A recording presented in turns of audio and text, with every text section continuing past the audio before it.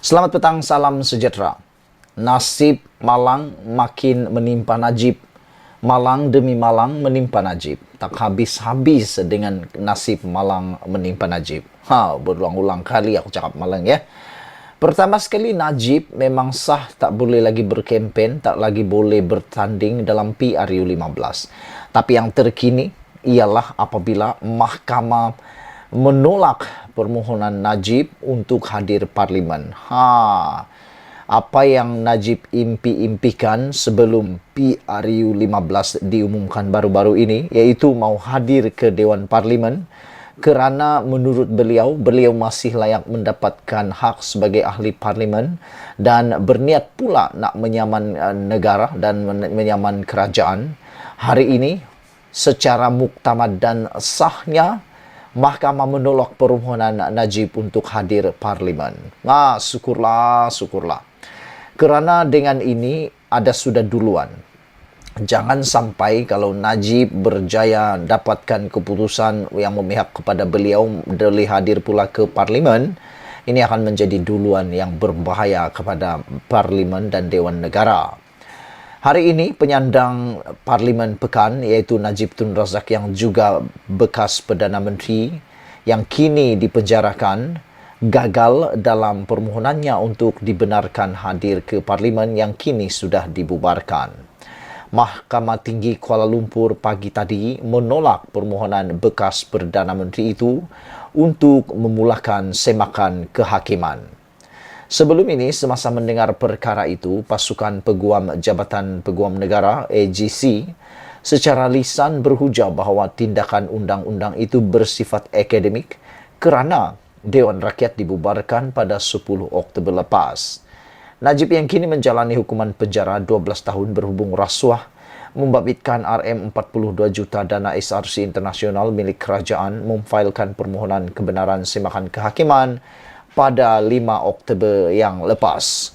Jadi, adakah ini satu kesilapan mereka apabila pembubaran parlimen berlaku sebelum keputusan semakan ini dibuat? Kerana apabila parlimen telah dibubarkan, bermaksud ianya sudah hanya tinggal bersifat akademik. Kerana telah dibubarkan.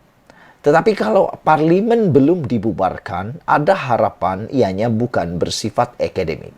Jadi, nampaknya apa yang dilakukan mereka selama ini telah pun meninggalkan kesan buruk kepada Najib sendiri apabila ditegah jangan bubar dahulu, bubar tahun depan, tetap dibubar juga.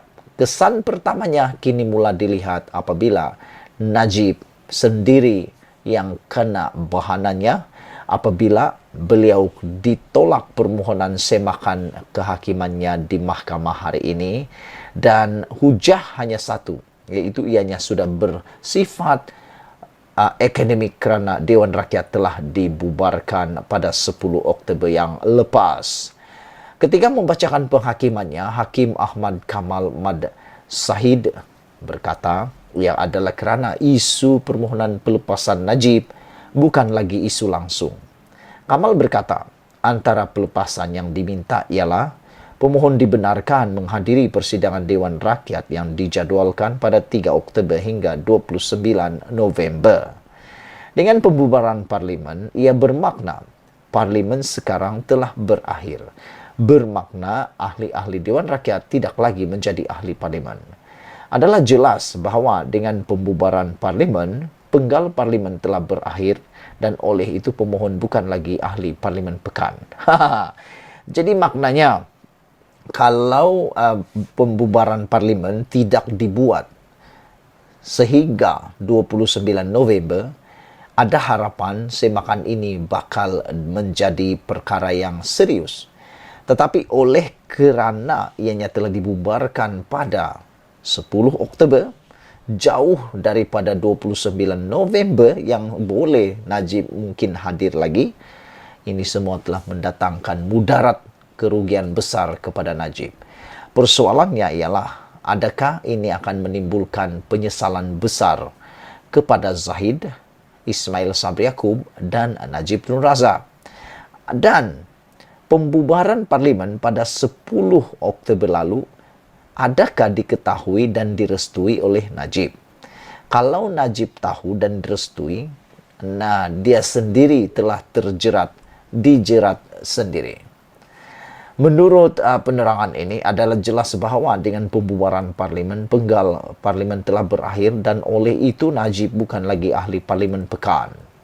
Oleh itu, pada pandangan saya, pelepasan pengisytiharan yang diminta oleh Najib, yaitu mendapat akses kepada pegawainya bagi tujuan kerja parlimen, perundangan dan konstituen, serta akses kehadiran menghadiri sidang parlimen pada tarikh yang dijadwalkan bukan lagi isu langsung. Pengisytiharan yang diminta menjadi mustahil dengan pembubaran parlimen kerana tiada lagi parlimen untuk dihadiri. Suruhanjaya Pilihan Raya telah mengumumkan tarikh pengundian untuk pilihan raya umum adalah pada 19 November. Ini bermakna akan ada satu lagi kabinet dibentuk daripada ahli parlimen yang baru dipilih, kata Kamal, sambil menambah bahawa tidak akan ada perintah mengenai kos. Pada ketika ini, Peguam Utama Najib, Muhammad Safi Abdullah, memaklumkan bahawa mereka akan merayu ke Mahkamah Rayuan. Wah, masih lagi tidak berputus asa pasukan Peguam Najib bawa lagi ke Mahkamah Rayuan. Okey, kita tengok nanti apa pula kata Mahkamah Rayuan.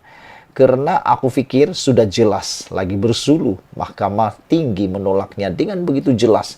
Alasannya sudah jelas dan aku pikir memang tiada lagi alasan yang lebih baik, lebih hebat daripada itu.